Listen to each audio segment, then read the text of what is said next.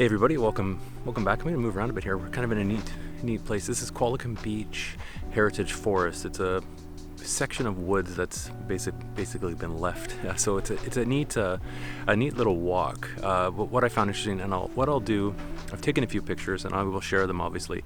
But it's an interpretive forest. So there's little plaques and signs throughout the walk, which make it really interesting to see a lot of the history of the area, what's happened to the area, and also how the forestry industry has changed the area, as well as prior to that, a lot of how the indigenous people of the area at the time used these trees. So I will intersperse those a little bit with the photos that I have taken, and also I will share a link down in the description so you can check this out if you are interested in coming by and checking out this gorgeous walk. So it's still fall, sunny still, which is nice, and weather's great. And I'm trying out a new filming simulation in this one. The pictures will look, you'll notice this in these pictures.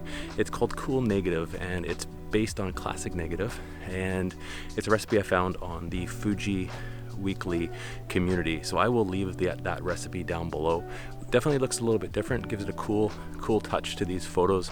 I hope you like it. I enjoyed getting out and taking these photos, and I hope you like them too.